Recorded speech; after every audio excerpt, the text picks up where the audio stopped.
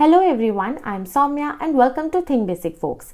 So one of the most underrated subject in the entire prelims preparation is environment. Because from this graph you can see since last 10 years environment का अच्छा खासा weightage रहा है. 2024 में there were 20 questions, 23 में 16 questions, 22 में 19 questions and so on. So in short, about 20% of the prelims paper is from this one subject only. And if we look at it precisely, तो on an average 18 questions आपको यहाँ से हर बार prelims में मिलेंगे ही मिलेंगे, which is about 36 marks and it's a huge number considering the present cutoff. Simply because Indian Forest Services का cutoff भी इसी prelims से decide होता है and that's why environment का weightage हमेशा ठीक ठाक रहता ही है pre में. But despite knowing the importance of this subject, we still lack an approach to prepare it. हम चाहे जितना मर्जी अपने कोचिंग के नोट्स पढ़ लें या दुनिया भर के मैगजीन्स एंड बुक्स पढ़ लें, we don't feel satisfied enough simply because पढ़ने के बाद भी इस एरिया के प्रीवियस ईयर क्वेश्चंस इजी दिखते हुए भी सॉल्व नहीं हो पाते. And this is exactly where UPSC tricks us. See, out of total 180 questions in last 10 years, more than 70% are from moderate to difficult level because of the way UPSC is asking these questions. Like हम देख सकते हैं UPSC environment से सिर्फ 3 तरीके के ही questions पूछता है pre में, but in all 3 it keeps making dynamic variations. Like conceptual questions में आपको terminology related questions मिलेंगे. For example, 2024 में 100 million farmer पे question पूछा था, तो 2022 में Miyawaki method पे question था. तो वहीं करंट बेस्ड क्वेश्चन में आपको पोल्यूशन क्लाइमेट चेंज रिलेटेड ज्यादा क्वेश्चंस मिलेंगे. लाइक 2024 में सस्टेनेबल एविएशन फ्यूल पर क्वेश्चन था. एंड इनफैक्ट जो फैक्ट्स बेस्ड क्वेश्चन भी है ना, वहां पे भी UPSC is changing patterns over time.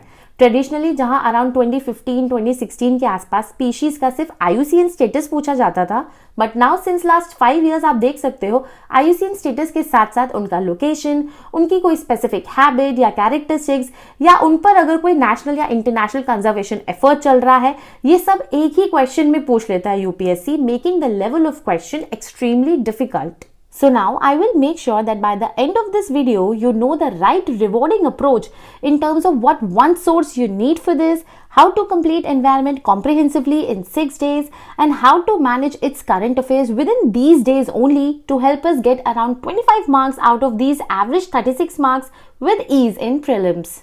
But yes, इसी के साथ आपकी ये भी क्वेरी कंटिन्यूसली आ रही थी कि पढ़ने के बाद हम प्रैक्टिस कहाँ से करें, कैसे सेल्फ इवैल्यूएट करें एंड कैसे इंप्रूवमेंट लाएं अपनी प्रिपरेशन में. So keeping this in mind, I will recommend today text book pass elite program of textbook.com. इस प्रोग्राम में आपको प्रीलिम्स के लिए मोर देन 300 टेस्ट मिलेंगे, जिससे आपकी प्रिपरेशन डेडिकेटेड वे में होती रहेगी. आपको सिर्फ टेस्ट ही नहीं बल्कि प्रीवियस ईयर क्वेश्चंस भी यहाँ मिलेंगे, जहां से आपको पूरे पेपर का ट्रेंड एंड पैटर्न समझ आ सकेगा. इसमें आपको सिर्फ प्रैक्टिस ही नहीं बल्कि डेली करंट अफेयर्स के लिए क्विक समरी शीट्स भी मिलेंगी एंड पूरे सिलेबस की कवरेज के लिए रिवीजन के लिए स्पेशली शॉर्ट चीट शीट्स भी प्रोवाइडेड होंगी, जिससे लास्ट मिनट रिवीजन करने में आपकी बहुत हेल्प होगी. इनफैक्ट टेक्स्ट बुक के इस पास एलीट प्रोग्राम में आपको मेंस के लिए भी प्रॉपर टेस्ट भी मिलेंगे, जहां से आप अपने आंसर्स को सेल्फ इवैल्यूएट कर सकोगे, इंप्रूव कर सकोगे. सो इस प्रोग्राम को अभी ज्वाइन करो, as the special sale is going on from 26 till 28 February using my code थिंक22 to avail straight 10% discount. Link और कोड डिस्क्रिप्शन में मेंशन है. जल्दी से इसमें एनरोल करो और अपना पहला मॉक कब देने वाले हो कमेंट में जरूर बताओ. तो चलो सबसे पहले हम बात कर लेते हैं एनवायरनमेंट के रिसोर्सेज की. तो यहाँ पे आपको सबसे पहला काम करना है, क्लास 12 की बायोलॉजी वाली जो एनसीईआरटी है उसमें यूनिट 10 है इकोलॉजी. उसके अंदर 4 चैप्टर्स आते हैं, 13, 14, 15, 16 यहाँ आपको दिख रहे होंगे. इनको आपको सबसे पहले पढ़ लेना है. इसके अलावा आपको कोई भी एक स्टैंडर्ड बुक फॉलो करनी है, चाहे आप शंकर आईएएस की कर लो या आप पीएमएफ की कर लो, दोनों इक्वली अच्छी हैं.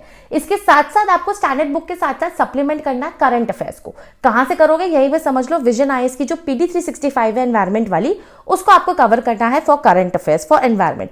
अच्छा, जितनी भी पीडी 365 है वो सारी मैं टेलीग्राम चैनल पे डाल रही हूँ साथ के साथ, एंड जो भी वीडियोस आ रही हैं अब उनकी पीपीटीज भी डाल रही हूँ. मोस्ट इंपॉर्टेंट टॉपिक्स को मैं अलग से प्रॉपरली हर सब्जेक्ट का बना के कवर कर रही हूँ. मैंने already ancient medieval art and culture का इस वीडियो में किया हुआ है, मॉडर्न हिस्ट्री का इस वीडियो में क्या है. मैं सिर्फ इनमें ऊपर से टॉपिक से डिस्कस नहीं कर रही हूँ, बल्कि इन डेप्थ जाके आपको ये भी बता रही हूँ कि एग्जैक्टली 30 ईयर्स में यूपीएससी ने इस स्पेसिफिक एक टॉपिक के अंदर किस किस माइक्रो थीम्स को टच किया हुआ है. ठीक है, अगर आपको लगता है कि इस तरीके की वीडियोस मुझे कंटिन्यू करनी चाहिए for rest other subjects, so please do let me know in the comments below. ठीक है, तो आई होप अब आपको रिसोर्सेज क्लियर हो गए होंगे, आप समझते हैं कि कैसे आपको 6 डेज में पूरे एनवायरमेंट को अच्छे से करंट अफेयर्स एंड मैपिंग के साथ कवर करना है। देखो, सबसे पहले डे नंबर 1 पे आपको टारगेट करना है एनवायरमेंटल इकोलॉजी। इसके लिए बेसिकली मैं शंकर IAS को फॉलो कर रही हूँ, तो मैं यहाँ पे आपको उसके चैप्टर्स बता रही हूँ। अगर आप PMFIS को फॉलो कर रहे हो तो आप रेलेवेंट चैप्टर्स वहां से कवर करते रहना। यूनिट यही रहेगी आपकी एनवायरमेंटल इकोलॉजी। ठीक है, इसमें आप basically chapter number 1, 2, 3 and 4 cover करोगे, that is ecology, functions of an ecosystem, terrestrial ecosystem and aquatic ecosystem.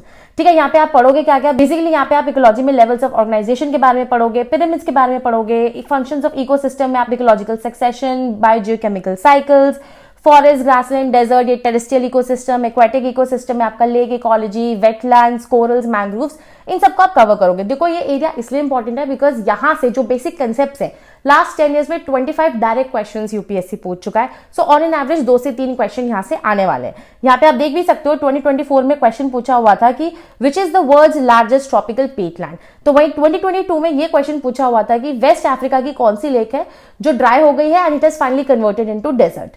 ठीक, तो इस तरीके से आपको इस यूनिट को सबसे पहले डे 1 पे कवर करना है, लेकिन इसके साथ साथ और क्या करना है बहुत अच्छे से ध्यान से समझो, बिकॉज बाकी जो इन एडिशंस करने हैं वो आपको हर दिन करने हैं। फॉर एग्जांपल, आज आप एनवायरमेंटल इकोलॉजी लेकर बैठ रहे हो, उसको पढ़ रहे हो, तो उसी से रिलेटेड PT 365 से आपको सिर्फ उसी से रिलेटेड वाले जितने भी न्यूज है उनको कवर करना है। इसके साथ साथ जो भी इंपॉर्टेंट एक्ट्स एंड ऑर्गेनाइजेशंस है इन न्यूज है, इन PT 365 है, या for that matter Shankar IAS के जो लास्ट के चैप्टर्स है ना 25 to 28, वहां पे भी दिए रहते हैं। For example, environmental protection act 1986 हो गया, यूनेप हो गया, रामसर कन्वेंशन हो गया, उनको आपको कवर करना है। इसके साथ साथ इस यूनिट में जितने भी आपके मैपिंग के टॉपिक्स इंक्लूड हो सकते हैं, फॉर एग्जांपल जो वर्ल्ड वेजिटेशन है वो ऑलरेडी ज्योग्राफी में आप कवर कर चुके हो। देन आपके रामसर साइट्स हो गए, मैंग्रोव्स हो गए, लेक्स हो गए, मैंग्रोव्स के रिगार्डिंग जो अभी लेटेस्ट फॉरेस्ट रिपोर्ट आई है उसको कवर करना बहुत जरूरी है इसी सेम डे पे। तो इन एरियाज को बेसिकली टारगेट है आपका ये एनवायरमेंटल इकोलॉजी। आज का टॉपिक ये है, इससे रिलेटेड आपको जो भी आप कवर कर सकते हो कवर करना है। And by the end of the day आपको क्या करना है, जो लास्ट 15 ईयर्स के प्रीवियस ईयर क्वेश्चंस होंगे उसमें भी जो इस टॉपिक से रिलेटेड प्रीवियस ईयर क्वेश्चंस है उसको आपको प्रैक्टिस करना है। एंड उसके अलावा किसी भी 2 कोचिंग इंस्टीट्यूट के आपको सेक्शनल्स प्रैक्टिस करने हैं और उस सेक्शनल में भी सिर्फ इस टॉपिक रिलेटेड क्वेश्चंस को ही टारगेट करना है। ठीक है, तो इस तरीके से डे नंबर 1 पे हम कवर करेंगे एनवायरमेंट एंड इकोलॉजी को। देन डे नंबर 2 पे हम कवर करेंगे पोल्यूशन एंड रिन्यूएबल एनर्जी को। यहाँ पे शंकर IAS के अगेन मैं चैप्टर्स बता रही हूँ, चैप्टर नंबर 5, 6 एंड 7 कवर करना है, which is environmental pollution, renewable energy and environmental issues. ठीक है, यहाँ पे आपको सेम वही PT 365 इससे रिलेटेड कवर करना है। एक्ट्स एंड ऑर्गेनाइजेशंस में भी सेम जो भी पॉल्यूशन या रिन्यूएबल एनर्जी रिलेटेड एक्ट्स हैं या ऑर्गेनाइजेशंस हैं उनको कवर करना है। For example, air act 1981, water act 1974, या फिर अभी रिसेंटली जो आपके सॉलिड वेस्ट मैनेजमेंट रूल्स हैं, प्लास्टिक वेस्ट मैनेजमेंट रूल्स हैं, ई वेस्ट मैनेजमेंट रूल्स है, उनको कवर करना है। इसके अलावा आपको प्रैक्टिस करना है, ऑलरेडी मैंने आपको बताया कि कैसे करना है। एंड मैपिंग में आपको जो भी सोलर एरियाज है या कहाँ पे विंड एनर्जी ज्यादा इफेक्टिव है किन स्टेट्स में इंडिया में, उस तरीके से आपको हल्की फुल्की मैपिंग यहाँ पे देखनी जरूरी है। बेसिकली देखो, ये एरिया इसलिए जरूरी है बिकॉज यहाँ से भी लास्ट 10 ईयर्स में आप देख सकते हो 31 क्वेश्चन यूपीएससी ने पूछे हैं। That means on an average 3 question तो हर साल यहाँ पोल्यूशन से यूपीएससी पूछ ही रहा है। अब पोल्यूशन एंड एनर्जी में भी ना 2 पार्ट्स पे बेसिकली डिवाइडेड है। First is pollution. पोल्यूशन में आप जितने भी टाइप्स के पोल्यूशन है, air, water, soil, noise, radioactive, e waste, thermal, solid waste, plastic, इनको कवर करोगे। अब इन पोल्यूशन के क्या क्या सोर्सेज है, क्या क्या कॉजेज है, उनको कवर करोगे बिकॉज सोर्सेज के ऊपर एक क्वेश्चन आना ही आना है डायरेक्ट। अगर आपने पीवाईक्यू एनालिसिस वाली वीडियो देखी होगी तो आपको समझ में आएगा, अगर आप उस वीडियो को देख के एनालाइज करोगे ना खुद से क्वेश्चंस की यूपीएससी क्या क्या हिंट्स ड्रॉप कर रहा है। जैसे फॉर एग्जांपल वो पोल्यूशन के सोर्सेज के ऊपर क्वेश्चन पूछेगा ही पूछेगा, ठीक है, उसको कवर करना है। देन उसके इफेक्ट्स हो गए, रेमिडिएशन टेक्निक्स हैं, क्या क्या कंजर्वेशन इनिशिएटिव्स लिए जा रहे हैं। Then again renewable energy second topic है। इसमें जितने भी तरीके की रिन्यूएबल एनर्जी है, फॉर एग्जांपल आपके fuel cells, bio cells, cogeneration, green hydrogen, सबको आपको कवर करना है because since last 5 to 6 years renewable energy के ऊपर काफी ज्यादा फोकस है एंड यहाँ से क्वेश्चन लगातार पूछा जा रहा है। फॉर एग्जाम्पल 2024 में ही 2 क्वेश्चन पूछे गए थे इस एरिया से, दैट इज पर फ्लोरो एल्काइल एंड पर फ्लोरो एल्काइल सब्सटेंसेस के ऊपर एक क्वेश्चन था। तो वही रिन्यूएबल एनर्जी से related pumped storage hydro water के ऊपर क्वेश्चन पूछा हुआ था। Now coming to next 2 days, that is day number 3 and day number 4।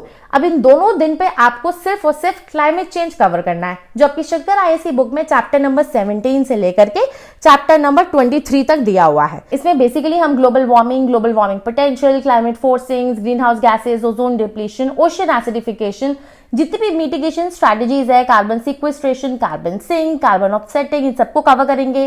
Then इसके साथ साथ जो भी करंट अफेयर्स से पीडी 365 आपको कवर करना है इस टॉपिक से रिलेटेड, उसको आप कवर करोगे डे 3 एंड डे 4 दोनों ही दिन, बिकॉज ये टॉपिक थोड़ा बड़ा है और इसके एक्ट्स एंड ऑर्गेनाइजेशंस बहुत ज्यादा इंपॉर्टेंट है, उनको भी आप कवर करोगे 2 दिन में। एग्जाम्पल यूएनएफसीसीसी की हर साल जो भी COP conference of parties meeting होती है वो कहाँ पे हुई, क्या उसमें डिस्कस हुआ, मॉन्ट्रियल कन्वेंशन है, वियना कन्वेंशन है, क्योटो प्रोटोकॉल है, इनको आप कवर करोगे। इस टॉपिक से रिलेटेड कोई भी अगर प्लेसेस इन न्यूज है या पोल्यूशन से रिलेटेड भी है places in news, in short environment से रिलेटेड जो भी प्लेसेस इन न्यूज है उनको आपको कवर करना है एंड क्वेश्चंस उसी तरीके से प्रैक्टिस करने जैसे मैंने आपको बताया है। फॉर एग्जांपल यहाँ पे आप देख भी सकते हो कि 2020 में जैसे क्वेश्चन दिया हुआ था कि रूरल रोड की कंस्ट्रक्शन के लिए इनमें से कौन सी चीजों को इनमें से कौन सी चीजें हम यूज कर सकते हैं in order to reduce the carbon footprint. ठीक है, इस तरीके से आपको क्लाइमेट चेंज को कवर करना है। And then comes the last 2 days, that is day 5 and day 6।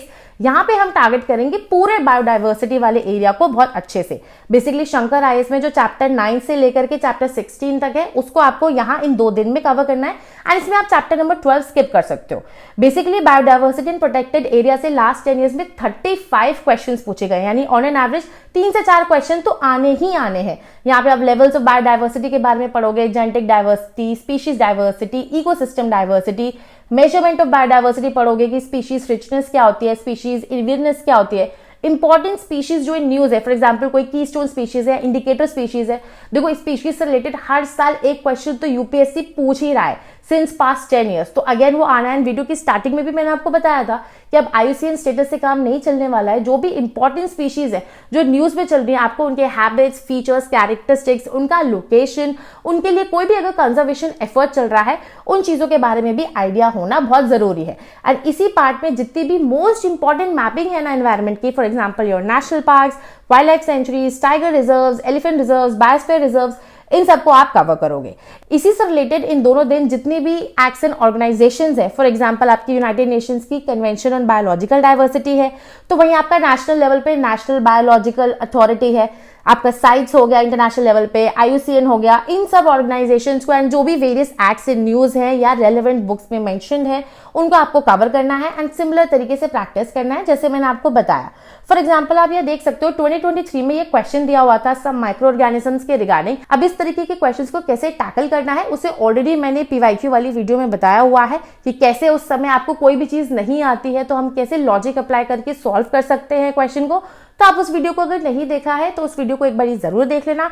Then similar basis पे 2020 पे आप यहाँ देख सकते हो कि आप पूछा हुआ था कि मस्क डियर का नेचुरल हैबिटेट इन फॉलोइंग में से क्या है। स्पेशली अब तो आपको इस तरीके से क्वेश्चंस मिलने वाले हैं जिसमें आपको एलिमिनेशन करना बहुत मुश्किल हो जाता है। तो इसलिए इस टॉपिक से रिलेटेड जो भी आप मैपिंग करने वाले हो बहुत अच्छे से करना। ऑलरेडी मैपिंग पे मैंने कुछ वीडियोस बनाई हुई है, 2 साल पहले बनाई थी, अपडेटेड नहीं है वो ज्यादा, लेकिन फिर भी आप उनको अपने रेफरेंस के लिए देख सकते हो। और अगर आपको लगता है कि आपको अपडेटेड वीडियोस चाहिए मैपिंग रिगार्डिंग फॉर एनवायरमेंट तो आप मुझे कमेंट सेक्शन में बता सकते हो।